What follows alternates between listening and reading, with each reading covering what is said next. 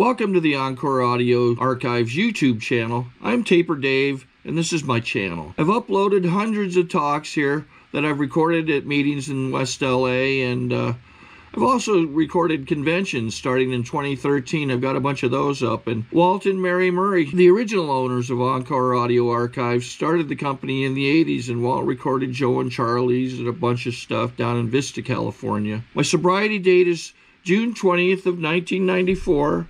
I hope you find something you like, so please like and subscribe to my channel and comment down below. If you want to hear something that I don't have or that you don't see, I'll see that I get it. Anyways, take care and have a great day if you want to. And I hope you guys have a great time this weekend. I'm not going to share any more because obviously we have a lot of great people here. So I'm going to... Is it this one? Or this one? Weird. Hi, I'm Caitlin and I'm an alcoholic. Thank you, Jimmy, for asking me to come out today. My sobriety date is June 17th, 2004. It was 3 weeks after my 21st birthday. Apparently I couldn't handle legally drinking. So it was too much for me. So when my experiences with Alcoholics Anonymous started with my mom. She got sober when I was about 7 and has stayed sober since, which I'm really grateful for. So I had a big book in my house growing up, and it had a cover on it with the Serenity Prayer, and so I knew the Serenity Prayer was on the book. I never opened the book, but I did read the outside on the cover because it was in my house, and I always thought that was pretty interesting. I was like, God, whatever, you know. I thought it was interesting, the idea of change and controlling things, whatever. But, you know, I came to conventions with my mom. I helped her, you know, set up chairs and all that stuff. And I thought it was cool, you know. I didn't understand anything about what the program was or what alcoholism was. You know, I thought, you know, sober people just hung out and ate chips and drank soda, you know, and just, like, watched movies. It was, like, not a big deal, you know. I didn't understand, like, the backstory. I didn't hear, you know, I didn't understand it. So my mom did tell me a couple things. She said, you know, if you take a drink and you don't know how much you're going to drink after that, you know, it might be a red flag. She didn't say, you're an alcoholic. She said, you know, this could be a symptom of alcoholism. And I was like, I remember that part. She said a couple other things, but I wasn't listening all the time, you know? So, but I did remember that. So when I was 15, and I was really uncomfortable in my own skin, you know? I had met this guy in my neighborhood who was 17, and I, you know, was madly in love with him, and for a certain chain of events, I wasn't allowed to see him. So I, you know, was trying to see him and lie. I lied all the time, most of the time, you know. Everything out of my mouth was a lie. Everything I told my... So this kind of behavior, I was really uncomfortable, you know. Like, I mean, I never told the truth. Even just for fun, Well, anyways, by the time I was 15 and I was supposed to meet this guy secretly, and it didn't work out, and I was really upset, and I was with my friends, and I was at a sleepover, and her parents were out of town, but of course I lied and said they weren't, blah, blah, blah, lie, right? And I, you know, I was like, let's drink, you know, can we drink? Is there alcohol in this house? There was not alcohol in my house, you know, I couldn't, like, sneak alcohol from my parents, but I was at this house with this girl and a friend of mine, and she was like, sure. Her older sister had drank. She had already gotten drunk before, right? So I was like, can you drink with me? You know, can we do this? And so she got her parents a bottle of brandy, and I remember this vividly. She gave us each a cup of ice, and she would pour the brandy, and she handed me the glass, and she had the bottle, and I had the glass, and she said, let me know when you've had enough. And I was like, okay. And I would drink it, and I'd ask for more, and drink it, and ask for more, and drink it, ask for more. I don't ever think I said, I've had enough. You know, I think I fell backwards on the bed at one point, and then I remember waking up in the morning, and I had a different shirt on and clips in my hair because I had been throwing up all night and peeing in her backyard, and I don't ever remember waking up more, like, satisfied and content. I was like, oh, well, you know, what room am I in? Like, I didn't even know what had happened to me, and I was like, can we do this again, you know? And she was like, no, please leave, you know what I mean? Like, she was not really that happy with me. So, you know, that was how I drank, and I loved it. I mean, if I could ever get a hold of alcohol, that's how I drank it. And when I wasn't drinking, I was thinking about how I could drink next, and I didn't think it was a problem. I mean, because that's what I wanted to do, you know? Like, I remember bringing toothbrushes to parties because if I didn't throw up, I didn't think I had a good night, you know? So I would have toothbrushes with me so I could brush my teeth before I tried to, like, make out with you. Because I don't know why. Because that's what I was doing. I was drinking and puking and trying to make out with you. Ever. And, I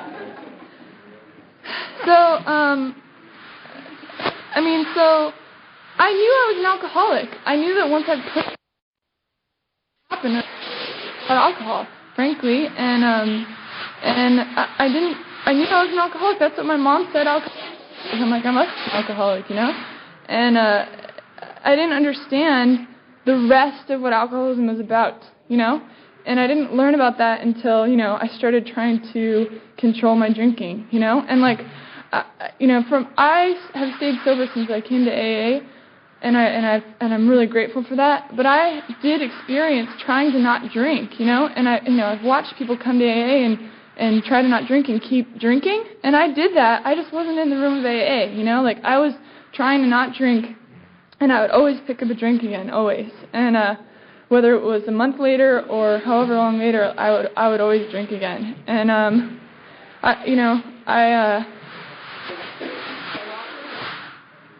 so that was the other part about alcoholism that I didn't know until I got into Alcoholics Anonymous, was that, you know, not only do I not have control, I'm powerless over alcohol in the sense that once I put it in my body, I can't control the amount that I'm going to drink. I also can't not drink, you know? And that really scared me once I was, you know, having that cycle of like, you know, I'm not going to drink, and then I would be drunk again. And my last, you know, 3 weeks of, you know, legal drinking, I was like, I had given up trying to not drink, you know? And, I mean, my last week of drinking looked like waking up in the morning, or like at 11, and drinking like a 3/4 of one of the tall, like, low-carb Monster drinks, which is why I can't drink them now, because I fill the rest up with vodka, and then get in my car and drive to work, you know what I mean? Like, drinking my Monster drink full of vodka, and like, and I did that every day, you know, and I mean, I wasn't getting drunk, and it wasn't fun, and it wasn't cool. It was stupid, and I felt like, you know, 80 years old, and I was just turned 21, and I was like, and I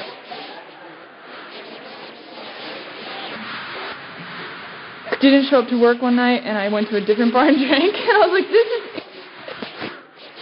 What happened was, it wasn't exciting. I had many exciting alcoholic adventures, and I loved alcoholic adventures, but my last night was boring. I drove home, and you know what? I think God was with me and got me into the computer, and I went to Alcoholics Anonymous online and downloaded the big book, and I started reading the big book. You know, I actually read what's in the big book, and I got to this part where it talked about self-knowledge is not enough, you know, and I was like, you know, because I knew I was an alcoholic, and it's telling me in the book it's not enough. I was like, fuck, you know, I don't understand, you know, I'm screwed.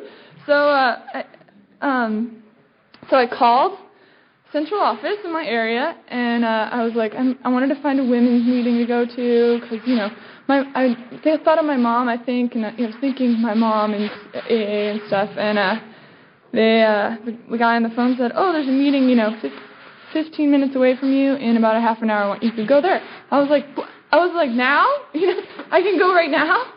Oh my gosh. So, you know, and like, this is why there's got to be a power greater than myself, because something, you know, helped me make that phone call and help me take that action and go to that meeting. I went to the meeting. I got a meeting directory. You know, I found some meetings in my area, and I started going to AA, and I got to stay sober. And what I got to do in AA is learn about. I heard people talking about the steps, and I heard people talking about getting a sponsor, and I heard, I got to see people talk about other random stuff and then get drunk. And I was like, what I want, what the people who are staying sober, I want what they have, I want what they're doing, and I heard them have a consistent message, work with a sponsor, get a sponsor, go to meetings, have a home group, have a commitment, be of service, and so I started to learn about AA, and it was great, and I was just going to women's meetings, and these young women showed up. I have like 1 or 2 minutes left, and they were like, "Oh, would you like to come to a young people's meeting?" And I was like, I was kind of afraid of boys. I didn't really want to deal with them because I had done all this shit. I just was so afraid of how I felt around them because of all the shame that I had. And but I took them up on it. God again came into my life and showed me these young women that were my age. And I went to this young people's meeting, and I remember it vividly because I walked into the room, and I was like, these are people I drank with, you know what I mean? Like, these are the people that I got drunk with, and they're all here sober, talking about AA just like the other people were, but it's the same message, but these are the people that, I was like, wow, I can, and I became a part of that group in my area, and I got a sponsor that I was comfortable sharing my fifth step with, because my other one I wasn't, because I was babysitting her kids, long story, whatever. So I got a sponsor that I was like, I can share, everything. I can trust her that she's not going to judge me about the stuff that I need to share with her. And that was really important for me. And I found that in Young People's AA, and I really, really am grateful for that. Because, I got to work all my steps and have a spiritual awakening as a result of working my steps that connects me to a power greater than myself that gets to keep me sober on a day-to-day basis, because before, I want to keep, being a part of AA and working the steps so I can keep, being of service and being a part of AA and being connected to that power that's going to keep me sober, because I know that I can't keep myself sober, and as an alcoholic, I'm going to get drunk. I should be drunk. I like being drunk, Even when I didn't, I still was getting drunk, you know what I mean? It wasn't working on my own, and I'm really grateful to be here to share, and, I'm sure you'll hear the same message, which is fine.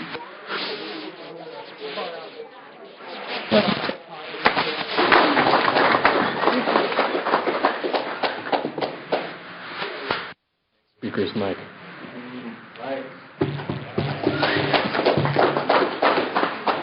My name is Mike, and I am an alcoholic. I want to thank Jimmy for inviting myself and Jen. I'm actually Jimmy's roommate, and we had other plans today, but they kind of fell through, so I get the opportunity to kind of be of service here in the rooms of Alcoholics Anonymous, and it's a great opportunity. I'm really grateful for that. It's been a while since I've gotten to do this, speak on a panel, and especially in front of a room full of mostly young people. It's something. I got sober this last time at the age of 22. My sobriety date is January 5th, 2003. So in January, I'll be celebrating 5 years of sobriety, continuous sobriety, and it blows my mind. It blows my mind. It's funny because I can get so caught up in my day-to-day routine, my day-to-day life, work and all the other responsibilities and blessings that have been given to me that I forget sometimes where I come from and how real alcoholism is, and that once I crossed that line and I became an alcoholic, that's the way I will be until I die, and it's an important fact for me to remember. I needed to have a spiritual awakening. Caitlin was talking about working the steps and finding that spiritual awakening.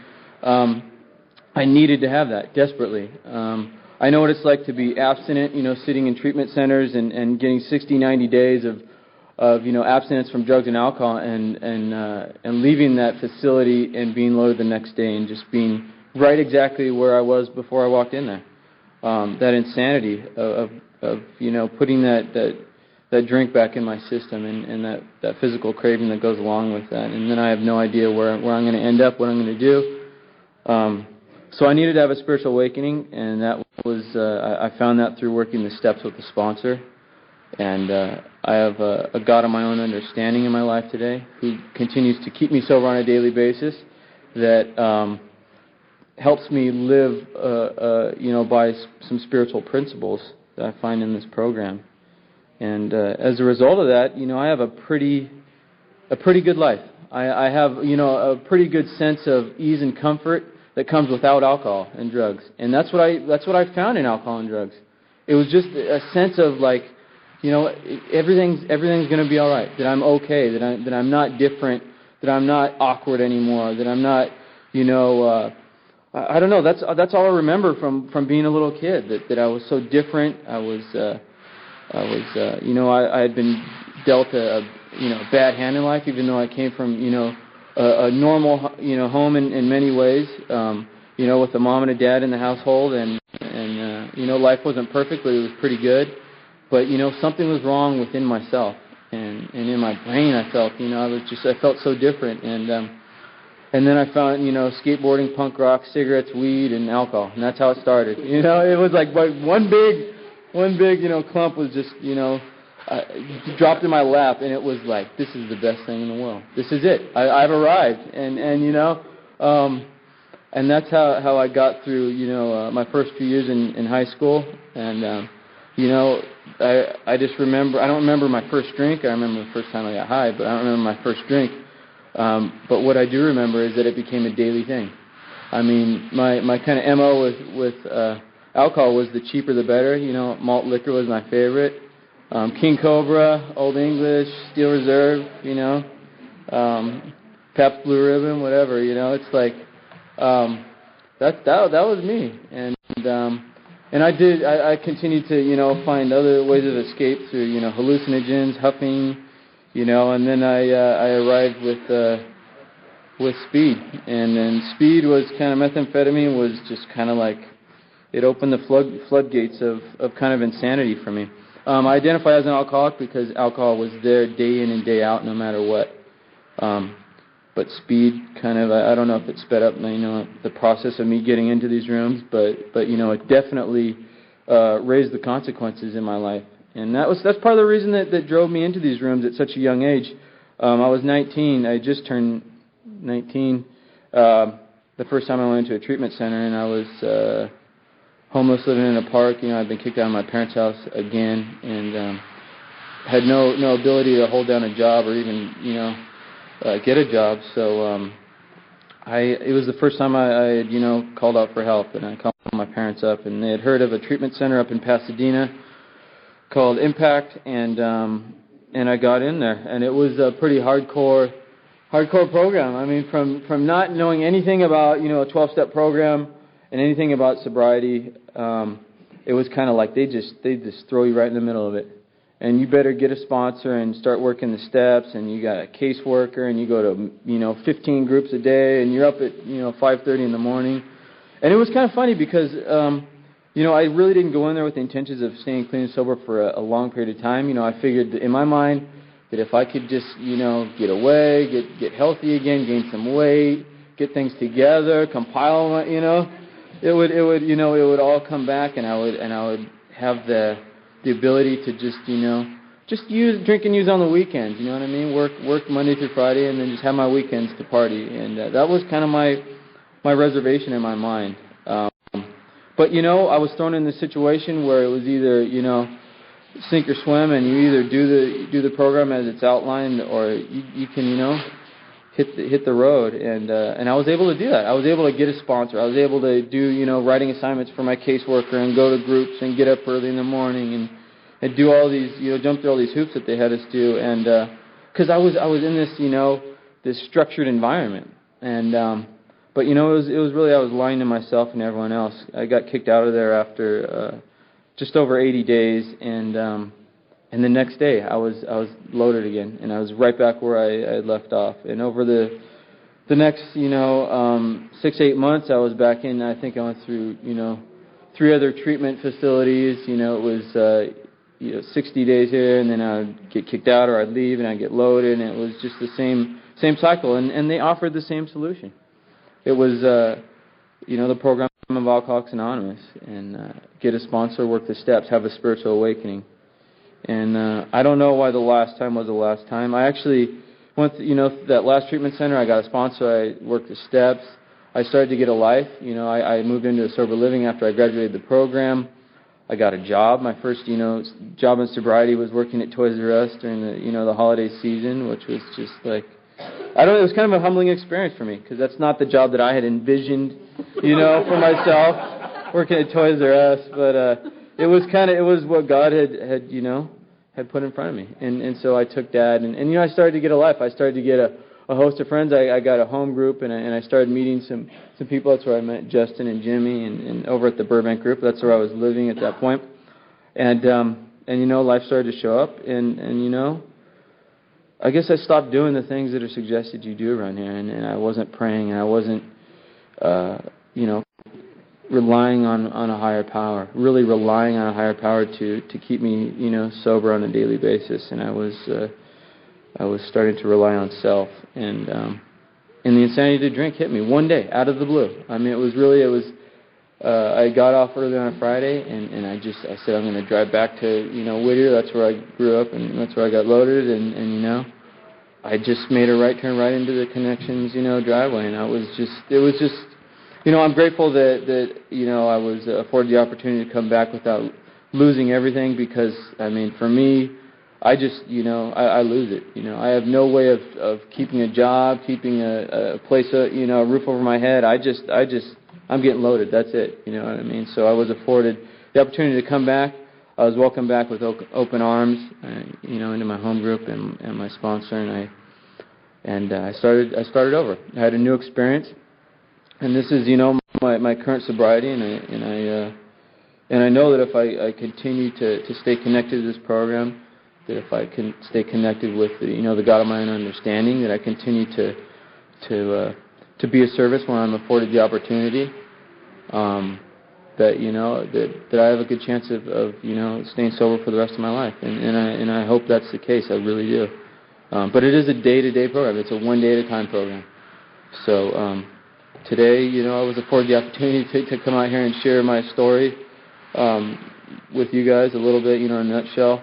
My life today is unbelievable. I finally kind of got the job, of my dreams. I work for Burbank Water and Power, and it's like they have no idea who I am. They don't. I mean, most of the guys that I drink with are kind of, they're bar drinkers, and they go to the bar after work and this and that, and a lot of them, they try to get me to go with them, or have asked me at least, and, I just say, no, I don't drink, and it's kind of cool, because most of them think that's a pretty cool thing, that, that at my age, that you kind of, I've told them, I've been down that road, and I've been through all that, and that's kind of a good enough excuse for them, I'm just here I'm here to work, and I'm here to live my life, and I've been afforded just an amazing life so far, and I really give credit to this program, Alcoholics Anonymous.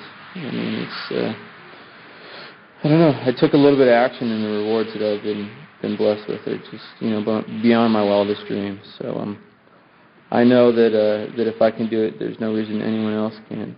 So thank you, Jimmy, for asking me to come out and share. That's all I got.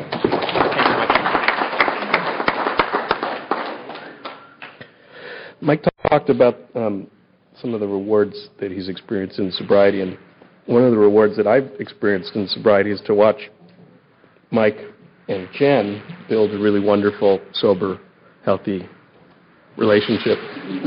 It's pretty healthy. And Jen's going to share a little bit with you next.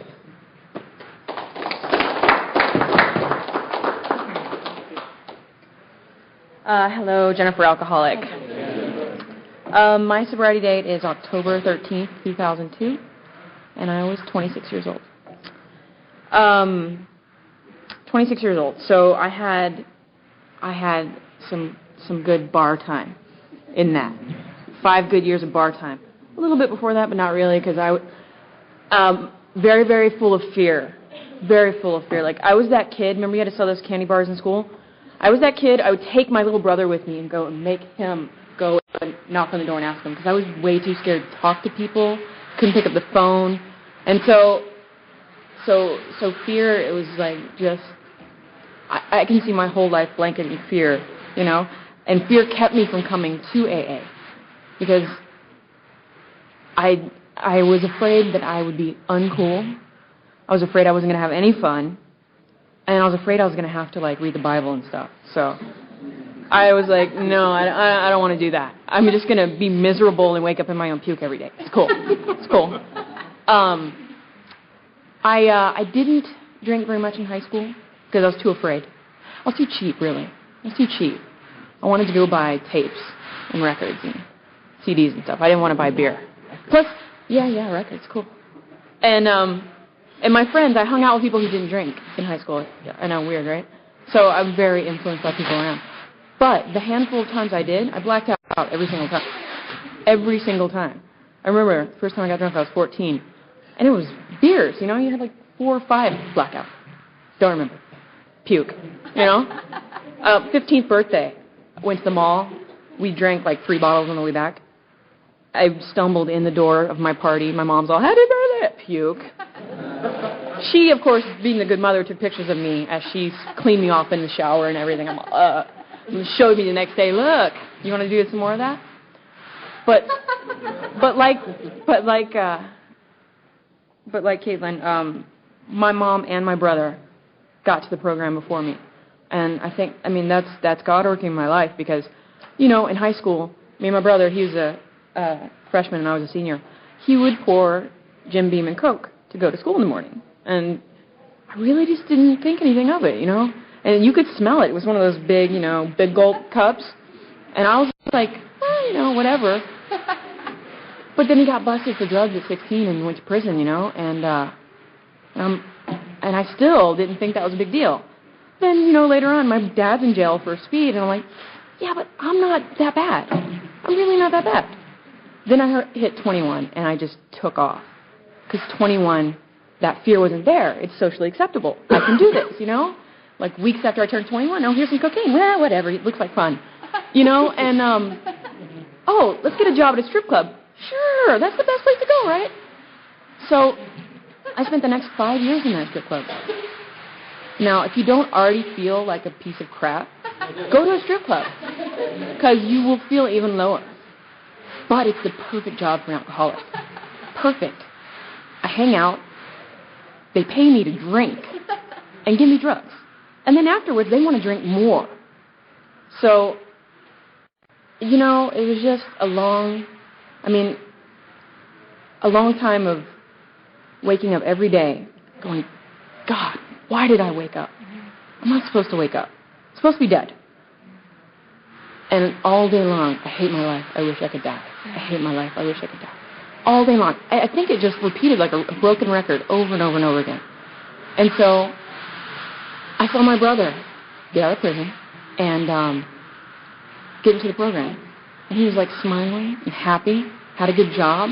And he would come over and find me passed out on the floor, you know. And I'm like, you know, I just was watching him, you know, and I'm like, I want that. I want to at least feel like he looks a little bit. And you know what? I don't care if I got to be uncool and not have any fun and read a Bible. I don't care.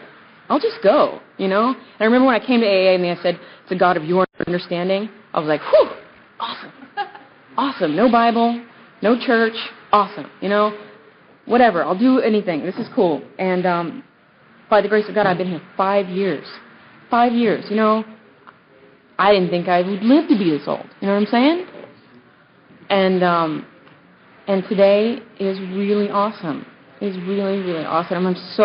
I see people that have to go in and out, and I see people who, you know, in my family that just can't stop. And it's like, wow, that's what I have to look forward to.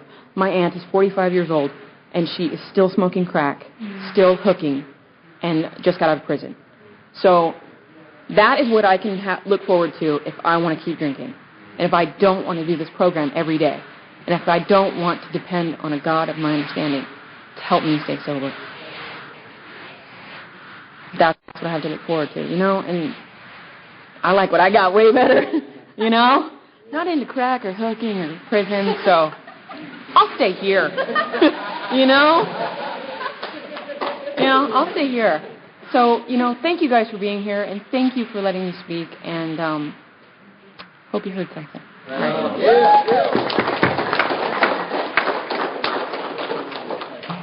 Justin?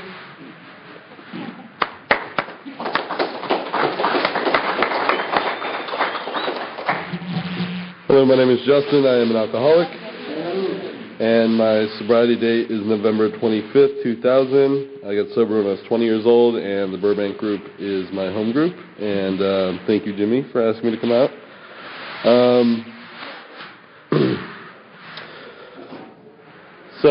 I like to say that I got sober on accident. It was by mistake. That didn't mean to get sober. I didn't come into Alcoholics Anonymous like because I thought my drinking was a problem. I didn't come into AA because I wanted a new way of life. I called a woman that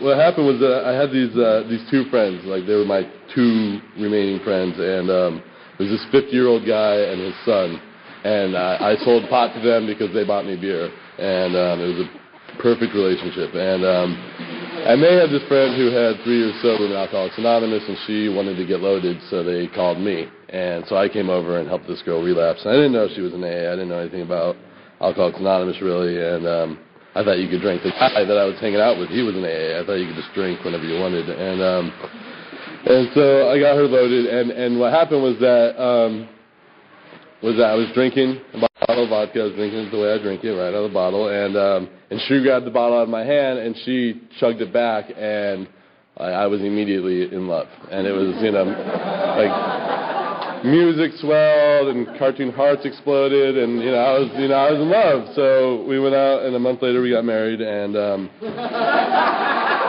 and we proceeded to have an alcoholic marriage, which consisted of getting drunk and fighting, and getting drunk and fighting and breaking things, and getting drunk and fighting and breaking things, and that's basically what I did for a year. And that was a lot more exciting than what I'd been doing previous to that, because I'm a very, like Jen talked about that fear, I'm a very fearful person, and I don't like people in general, and I like to drink alone, and I drank by myself mostly, and I would only drink with people if that was what I had to do to get drunk, was be around people.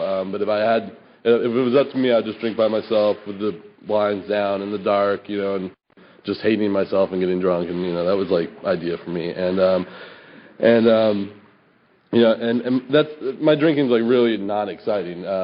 My drinking experience can be summed up. I heard a speaker talk at a young people's meeting, and he said that it was like he jumped out of an airplane and his parachute didn't open, and he like fell straight down to the ground.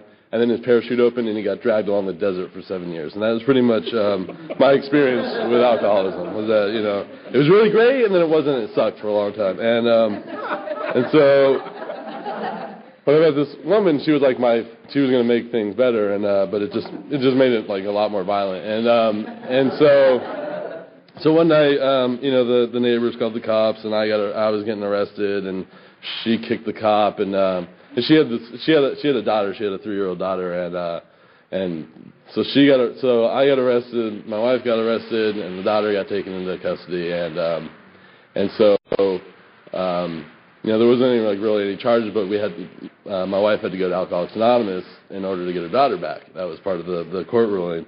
And I had a little bit of experience with 12-step programs as a kid. My mom was in a different 12-step program, and I remember going to meetings with her when I was young, and I remember that there was cookies and that there was creepy guys that hit on her. And that was like all I remembered about 12-step programs. It was always like creepy guys that would hit on her, or it was like guys that did like construction, and they were like networking, and like so it was networking and like singles, and that was what 12-step programs were about in my mind. And so when she got to AA, I was like, I'm gonna come with you, and I'm going to be your support, and I'm going to, you're very sick, and I'm going to help you get through this hard time, and I'm totally okay.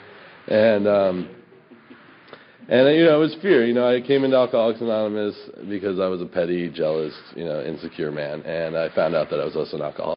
And I went to a meeting. I heard a speaker. I heard Ted S., who came down from Rafters, and he spoke at Radford in North Hollywood, and And, he was, probably 30 years older than me, more than that, and he had 30 years plus sobriety, and he told a totally crazy story that didn't match mine at all. He talked about waking up in, like, jail in Tijuana and stuff like that, and guys pissing on their heads over his head or whatever, and, like, and all that stuff, and, and I didn't relate to that. I was like, okay, well, like, I'm not an alcoholic. And then, he did this thing. He got me. He started talking about the next morning. He started talking about, like, the way he felt. He started talking about, the way his wife and his kids would look at him, and he tells a story about his kid, asking about him being sick and like and how that affected him, like that he was sick, and he talked about the way just that remorse and that incomprehensible demoralization, and he described exactly how I felt every single morning, he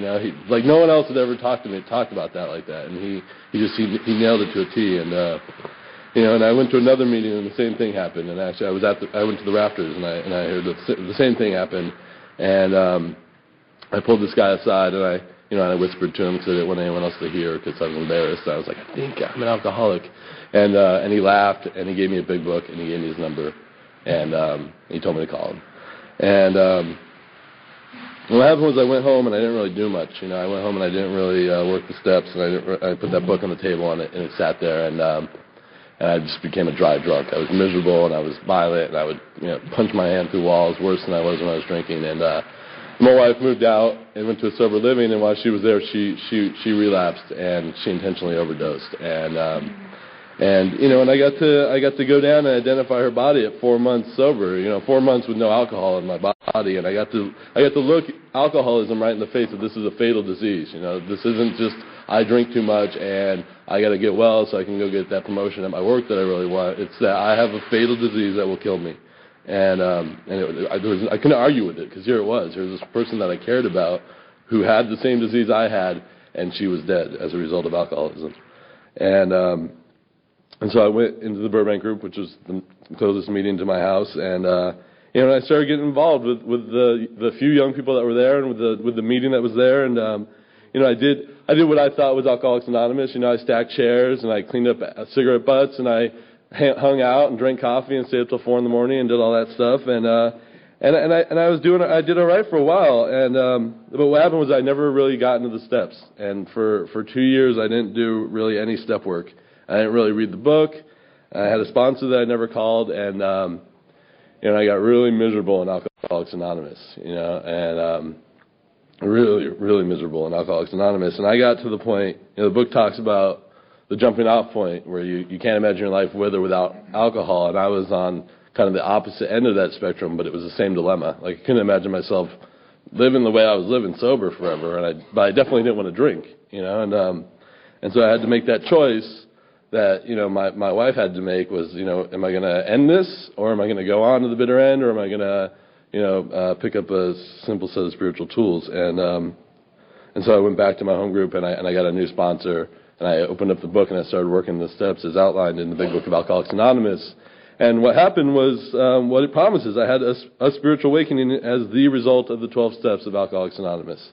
And, and immediately, the moment I started putting willingness into my work in Alcoholics Anonymous, the more willing I became, the better my life got. Just the simple things. I woke up easier. I went to sleep easier. I felt better. I treated people better. And it's really easy being sober in Alcoholics Anonymous. There's not a whole lot required of me. It says that in working with others that I'm supposed to burn the idea in the consciousness of every man that he can get well no matter what, as long as he cleans house and trusts God. And that's it. That's what I need to do to get well, is clean house and trust God and then help others. And that's all it is. I was speaking at a meeting last night, and I was telling the story that a buddy of mine tells. He got sober in Seattle. And they, when he was really new, these old guys took him out to this bridge in Seattle with a bean, and they were they put it on the ground. They're like, if you're willing to go to any length, then you're going to push this bean across this bridge with your nose. And he was like, really? And they're like, yeah, you're not going to stay sober unless you do it. And so he got down on his, he was really desperate, and he got down on his hands and knees. And as soon as he started to do it, they started laughing, and they picked him up. And they said, no, not really. You don't got to do that. And let's go just go through the book. That was like what they really, that was all they really needed from him, was him to go through the steps, and that's all that's required. I just got to come in here and do the work and then take other guys through it.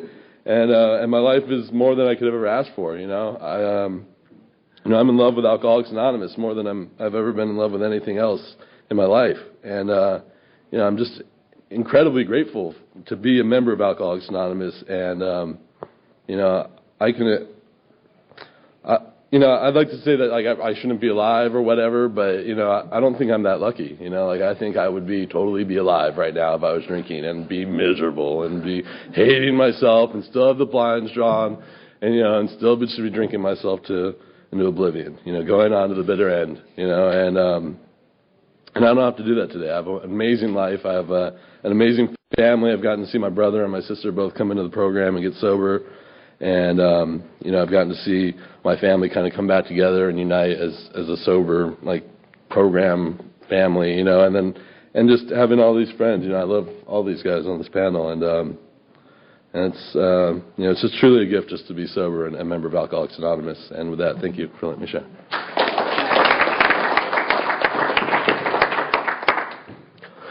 Thea.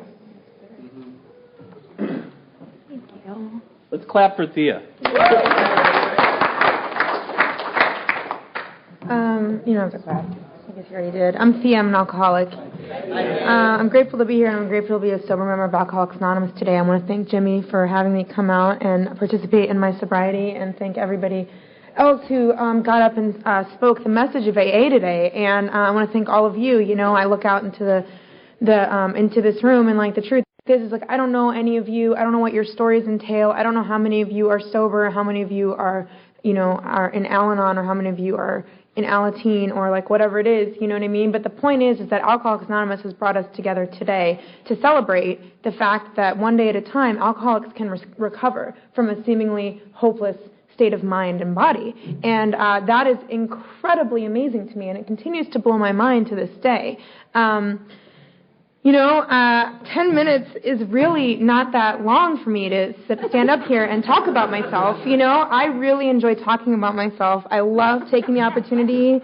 When people ask me to come share in a panel to talk about myself, that's awesome, because I am a selfish and self-centered individual who the only thing that I care about is me. What AA teaches me is how to take that and invert it. And what I find is that the more that I care about you, the more that I put myself out there to care about you and to try to help the alcoholic, the sick man who still suffers, that the more I'm able to get out of myself, and that that bondage of self that we talk about in the third step, and I'm able to align my life with my higher power's life. And that's the only thing that I try to do on a daily basis at this point in my life and in my sobriety, is I try to live my life on spiritual grounds by aligning my will with God's. And the only way that I know how to do that is by working the 12 steps of AA. And the only way that the only way that the Big Book tells me that I can do that, there's two. The first one says that I need a higher power, that I absolutely must rely on a higher power if I'm to recover from alcoholism. The second thing that it says, then it goes on, and like 100 pages later, it contradicts itself, and it says the only thing that you need to stay sober is constant working with other alcoholics. And so I try to engage in those two aspects. When it talks about it in the Big Book, I try to I wake up, I try to stay in tune with my higher power, and I try to help other AAs. Or people that are suffering from this disease. And what that means for me today is that I don't screen my calls. When someone calls me and it's a sponsee, I pick up no matter what. That's something that I've just started doing in the last couple of years. Caller ID has really wrecked my 12-step work, because when I'm busy thinking about myself and I see a newcomer calling, I don't want to deal with what that person is thinking, because I am consumed with my issues. And I don't have time for yours, And so what I try to do is, I pick up when my sponsees call. I pick up when the newcomers call. I try to pick up when other, AAs call. Not if I'm at work and I can't pick up, of course. But I mean, I don't just sit there and look at them call and reject it. Anyway, I don't know how to talk in a linear way, so I guess I should back up and get my house cleaning out of the way. I have a sobriety date, and my sobriety date is March 21st, 1999. I have a home group, and my home group is the Hollywood Young People's Group of Alcoholics Anonymous, and we meet 3 times a week, Sunday, Wednesday, and Friday. You guys should all come out. It's a wonderful group. I have a sponsor, and I worked the 12 steps out of Alcoholics Anonymous, out of the Big Book of Alcoholics Anonymous, as it's outlined in the Big Book of Alcoholics Anonymous with that sponsor. My sponsor is a sponsor, and she works the 12 steps of Alcoholics Anonymous out of the Big Book of Alcoholics Anonymous, how it's outlined in the Big Book of Alcoholics Anonymous with her sponsor, and so on and so forth.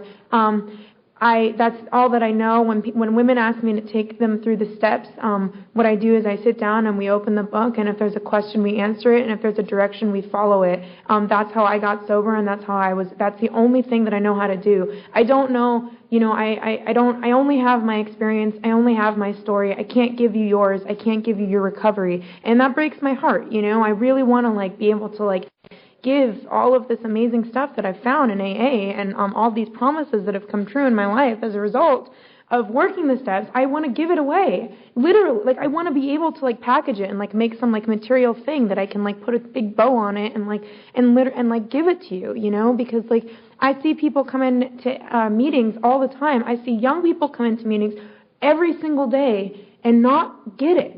And it's not because they don't want it. It's not because they're not worth it. It's not because they're not necessarily, it's not because of any other reason other than I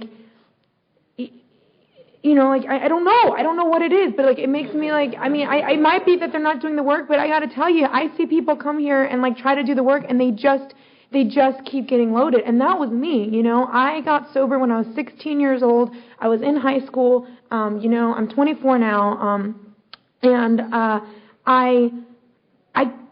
came to AA for a year before I was able to get more than a week sober. I was 5 days drink, Monday through Thursday I was fine, and then Friday night came and I was just loaded, and I don't know how it happened. And I wasn't even a chronic newcomer because I was just always drunk. I would go to the meeting on Monday night and raise my hand, as a newcomer every day, for a year. And I knew that I was an alcoholic, and I couldn't stop drinking. I could not stop drinking, and I was doing a lot of things that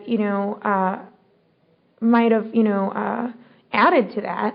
I really liked to go to the meeting and stand outside the meeting and smoke your cigarettes and flirt with the boys from the treatment center. And when I did go inside the meeting, I always created a really big scene so that people knew that I was entering the room. I was very noisy and loud. I was not the cute 16-year-old newcomer. I was obnoxious, pain in the ass, rolling your eyes when they walked in the room, when I walked in the room. People did not want me around. And I would get up and walk around during the meeting, walk behind the speaker, go to the coffee table, flirt with the coffee boy,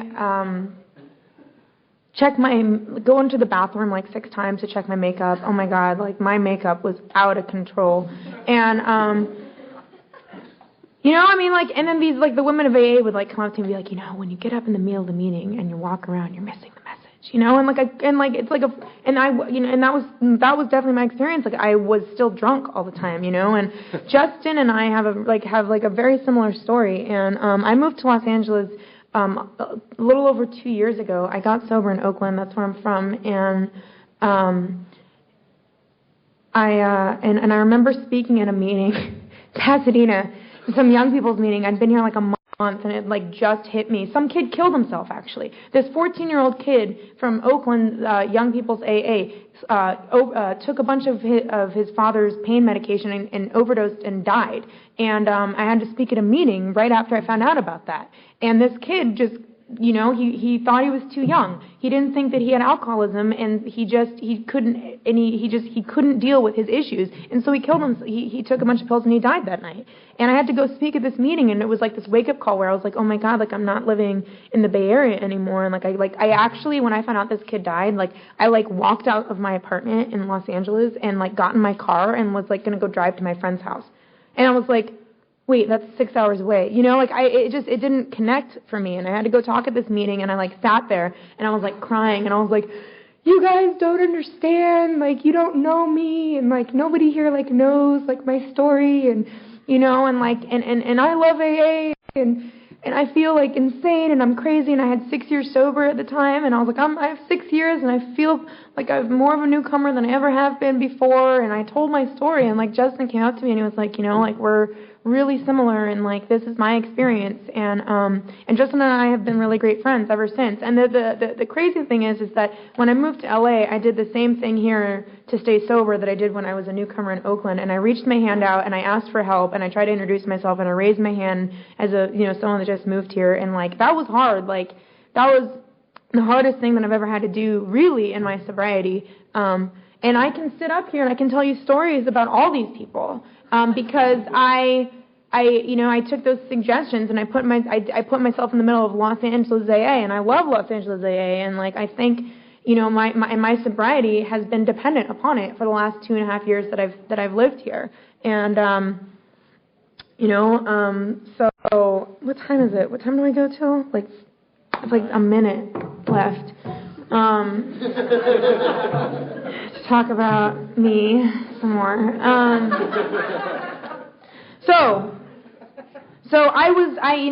have a really gross story. I got sober really young, and I totally earned my seat in Alcoholics Anonymous.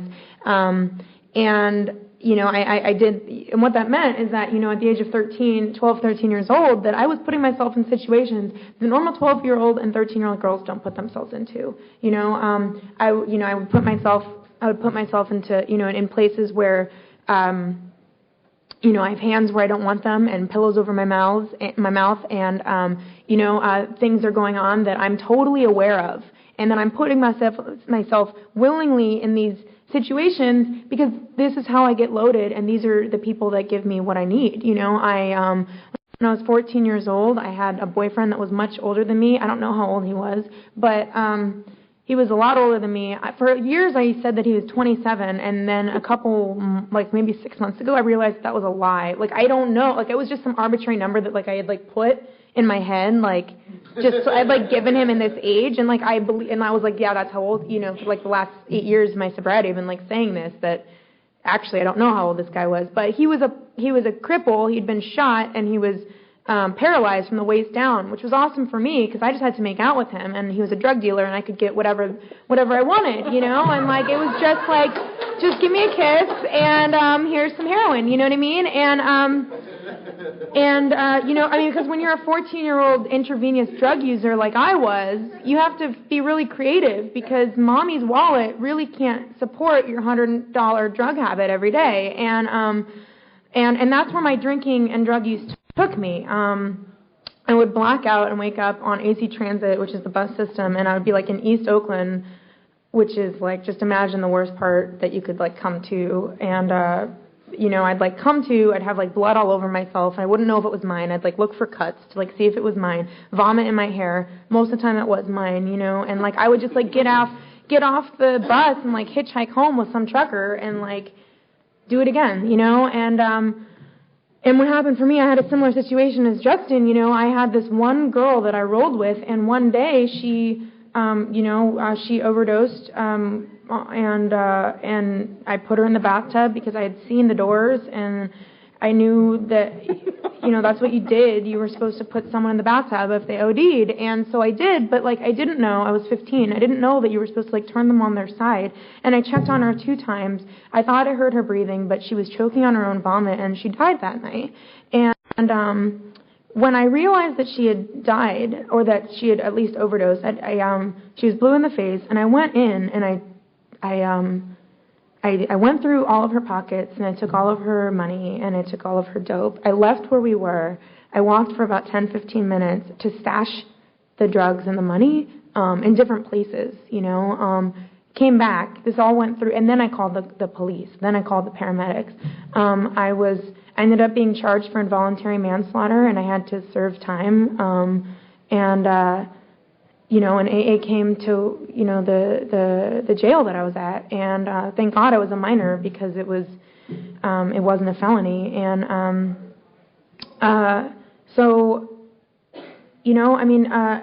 then when I got out of jail, I started going to AA, and like I said, I couldn't get sober, and I couldn't stop drinking, and it was just so sad because it was just me and it was just me by myself drinking alone in my room, listening to really bad music and like, you know, I mean like nothing but alcohol. I mean, just drunk all the time, doing whatever I could, you know. I mean, I like was like, my parents didn't know what to do with me. Like they couldn't figure it out. Like both my parents are sober in AA, and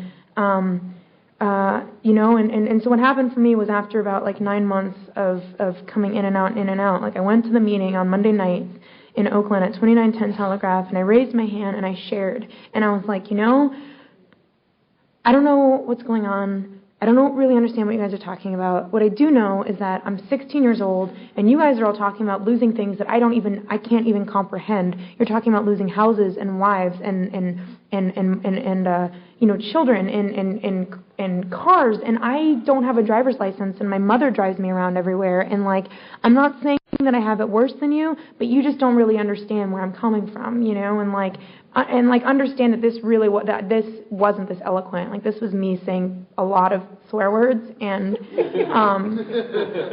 and then I did what every good alcoholic does after they ask for help. I got up and I left the meeting, and someone followed me outside, and this woman followed me outside, and she gave me her phone number, and you know, we never know. We never know when, like, we're going to, like, when reaching out is going to change someone's life forever. Because that woman leaving the meeting has changed the course of everything. Her following me outside has changed every single thing that has happened up to this point. And you never know. Like, it's like, I get tingles on my entire body, and I experience God in a way that, like, I can't explain when I talk about that. Because it's like, I like to come to meetings, and I get very consumed with what's going on around me, and I get very consumed with the drama and with seeing my friends and with the cute boys or with this and with that, and like, you know, I have to remember the newcomer. I have to remember that someone's hurting out there, and I have to remember that someone out there can't stop drinking, and that if I reach my hand out at the right time, I can be a part of that person's window of opportunity. You know, and I don't know, maybe there would have been someone else that would have come up to me and changed the course of my life forever, but I can't tell you. What I do know is that that woman at that moment, at that night, after I'd been going to that meeting every week for 9 months, has changed everything that has led up to this point. I graduated high school in sobriety. I was able to attend every single like high school sober event that I went to. I was sober. You know, I had AA at my prom. My best friend went to prom with me. He's sober too. And AA at my high school graduation. I moved out of my parents' house when I was 18, and I was able to practice the seventh tradition as it relates to you know, our lives, not just in the rooms of Alcoholics Anonymous. I was able to understand what it meant to be fully self-supporting. I decided to go back to school when I had 2.5 years sober. I signed up at the local junior college in Berkeley, and I just showed up and did everything that I learned from AA, like what you were talking about. You know, I showed up early and I stayed late, and I helped out when I could, and I asked for help when I needed it, and I tried to be of service to everyone around me. And little by little, I started gaining these credits. You know, I worked the steps. I fell in love with a wonderful, like a really beautiful, amazing, sober man, and was able to like walk through this experience of falling in love and walk through that fear and like put myself out there and be okay with whatever results were going to happen. And I was able to understand what it was to like enter a relationship at the age of like, you know, I was 18 when we started dating, and enter this relationship and try to live my relationship in the traditions that AA talks about, or AA is based on, you know, and you know, that when I had after 4 years, after we were together for 4 years, he broke up with me, and that was my excuse. Like, I always said that if this guy ever broke up with me, that I was going to drink again, and I was able to, like, my experience was that the women of AA, again, for, you know, like, after those 4 years, like, came back and, like, walked me through that experience, you know. I applied to college in sobriety. I applied to UCs, every single UC up and down this state, and, you know, like, put it out in the universe and did the work, and you know, like, let go of the results and did the best that I could, you know. And that was when I was 5 years sober, and then like 9 months later, when I got, you know, I started getting these letters, and every single UC that I had applied to accepted me, and they were throwing money in my face, fighting for me. I just graduated 2 years later from UCLA, which is the only college that I've ever wanted to go to, magna cum laude, and in very high standings with all the professors there. I got to study English with an emphasis on creative writing, which is everything that I've always wanted to do. My parents and my little sister came down for my college graduation, and it was just out of control, you know. All these guys, Jen threw me a big graduation party at Mike and Jimmy's house, and all of Los Angeles was there, it felt like, you know what I mean? Like there were like 100 people there or something, and like this is home for me, you know. And the next week I got to go back up to the Bay Area, and like my parents threw me this graduation party, and all of a sudden, like I felt like the whole Bay Area was there, you know. And the truth is I didn't create wreckage or cause wreckage when I left, and so I have this amazing place to go home to. And my dad sat there and he made this little speech, and I was going to get really embarrassed, but he said something at this graduation party up north, and he said, you know, I used to kiss I used to kiss this girl goodbye every single morning, not knowing if I was ever going to see her alive ever again. And every single morning, I'm so blessed because I wake up knowing that she's taken care of. And, like, that's enough. It doesn't matter. It doesn't matter what I've done or what I've gotten as a result of AA. Like, my dad saying those 2 sentences has made everything worth it in my life. Like, people want me around.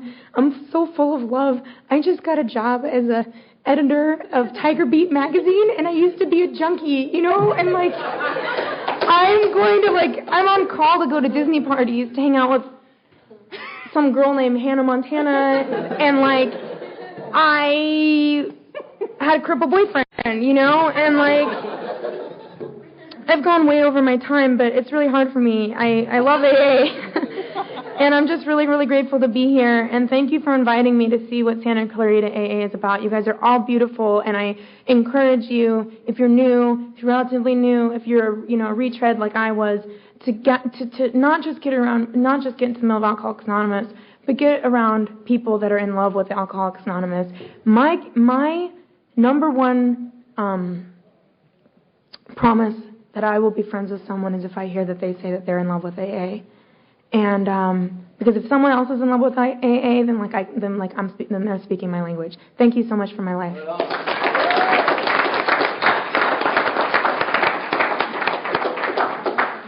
I'm in love with AA. Jimmy Moss, alcoholic. I'm going to give you a couple minutes because I want you to remember what Thea said and what Caitlin said and what Justin said and Jen and Mike, because they're much better speakers than I am. But I do want to explain why some creepy old dude is up here at a young people's meeting. I probably should be out there with everyone else. I'm 41 years old. I came to Alcoholics Anonymous July 7th of 1983 at the age of 16. I had just gotten out of the emergency room of Suburban Hospital in Cleveland, Ohio, where I had been checked in the middle of a blackout. I came out of this blackout strapped to the bed. I had my life flash before my eyes, and I had this whole rush of feelings and pictures of my life, and then I was at complete and total peace. And everything was great. My mind was quiet, and I was just blissful. And I was ready to go. This little tiny thought popped into my mind and said, time to go. And I was ready. See, because at that point in my life, when I would realize I was awake in the morning, my first thought was, I just want to see who was going to walk in. Are they recording this? Okay, good. My first thought was, fuck. Because I didn't want to be alive. Life was too hard. Life was a struggle. It was a struggle just to be with my brain, which was always going crazy, and my emotions, which were out of control, and all of you people. And the only relief I ever found from any of that was getting drunk. I drank as much as I could, as often as I could, for as long as I could. And so, you know, at that point, what was it, July 6th, I was sick and tired of being sick and tired. I was not interested in being sober because every time I had spent a day or two or three without getting drunk, I got really uncomfortable. I wanted to be drunk all the time. I didn't want to be sober. I wanted to be drunk all the time. And the problem with being drunk all the time is you have to, like, steal it or get a job and earn money, and that is hard work, and I don't like hard work. I just want to be drunk all the time. Leave me alone. And if that makes sense to you, well, I got some bad news for you.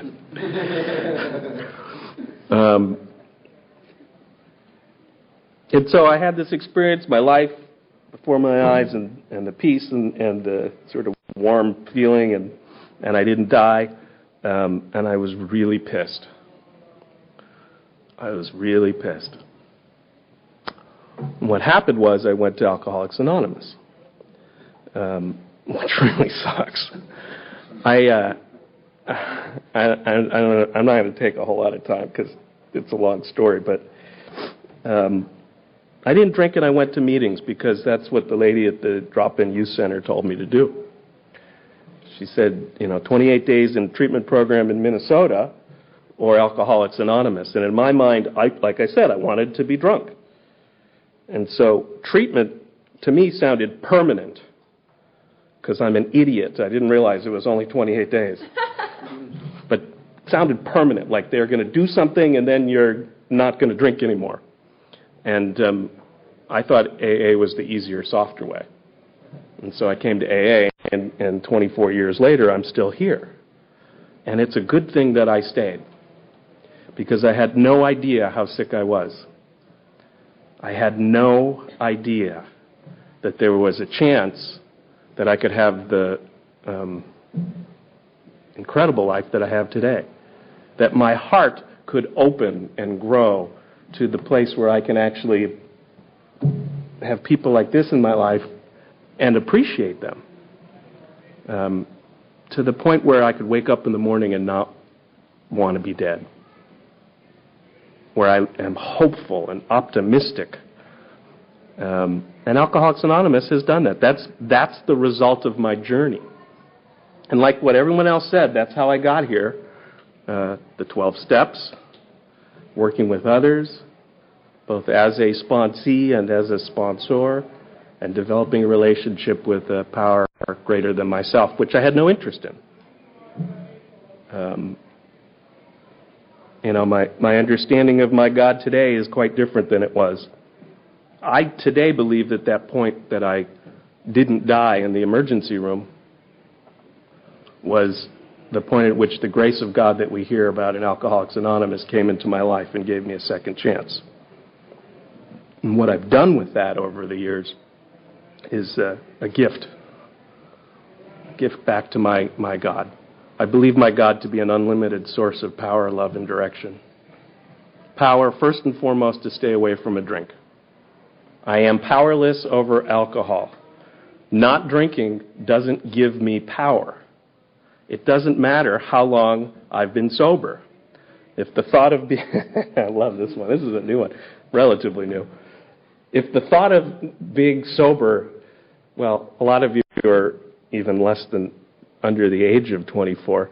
But if the thought of being sober for 24 years makes you really uncomfortable or sort of freaks you out, it's probably because you're an alcoholic.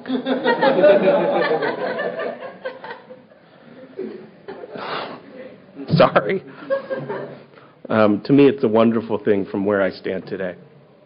But my God is an unlimited source of power, love, and direction. Power to stay away from the first drink, because that's the one that always got me. That's the one that makes me go, everything's going to be okay. Power to get out of bed in the morning, power to go to work, power to stop when the light turns red, power to face the day, and an unlimited source of love. So I don't have to run around to people, places, and things and demand or charm them into making me okay, because my God is an unlimited source of love and direction. Today I know what to do.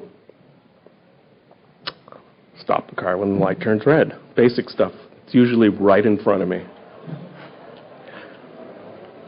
And I get filled up with the love and the power and the direction.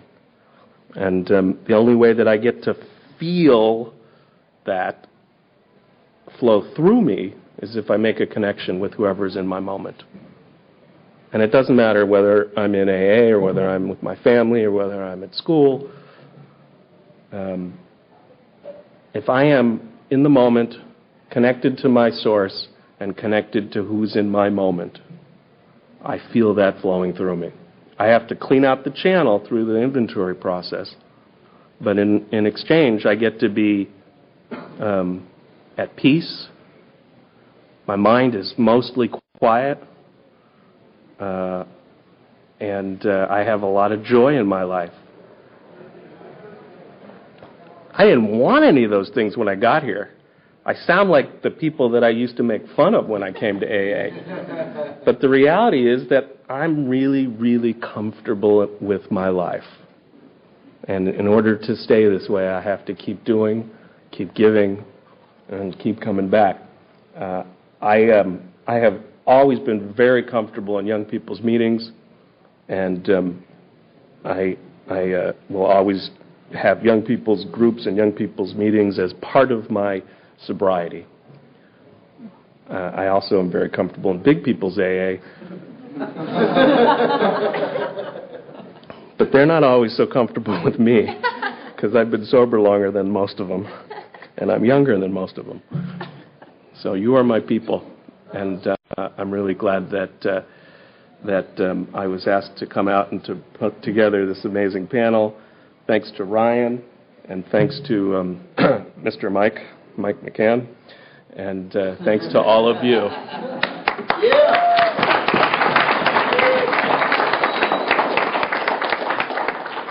Let's give this entire panel another hand, please. Sorry to interrupt your viewing. Taper Dave here. Just wanted to take a second to ask you to like and subscribe to my channel. Let me know if you like what you're listening. I've got some very good talks here, and this one's a great one. Just curious, do you think this is better than Zoom? Tell me what you think. Okay, this is how I prepare my drone for launching. I like to do it inside the cab of my truck so I'm not standing outside in the weather. To install the joysticks for control, up and down, right and left, powered on. I have an Android phone that I use to connect it to the drone with. And it's actually controlled through the iPhone, through an app. Oops, wrong way. It's actually controlled through the iPhone, or through this Android phone, through the app. It's actually controlled through the Android phone, through an app, and you connect it through this short connection right here.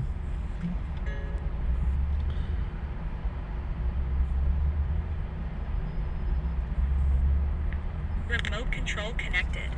Remote control's connected. So I pull out the drone. I have to extend the legs. Long legs extended first, then the short legs. Remove the gimbal protector. Set that aside, then power it on one short burst, then one long burst. I lay it down. So I have to go to calibrate. So the drone's not connected yet. It shows you here as this drone gets disconnected, even though the remote's powered on. So the drone has to establish it's connected. So I go into the app to calibration mode. First I'll calibrate the remote controller.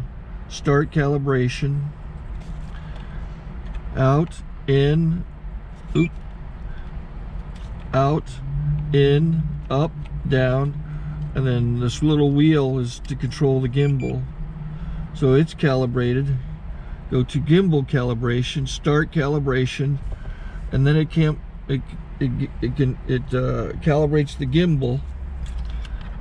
I don't know if that shows up. The gimbal's moving all over the place. Changes, you can see it on the video. And I'm calibrated to take off. It's acquired 7 satellites at the moment. There are 26 satellites up in the sky, which it has to acquire before you can take off. So it's connected. It's got enough satellites. This is white. I can go to press this little arrow button, swipe right to take off, and it would start the motors if I slid this to the right, but I'll wait till I get outside. Don't want to do it inside.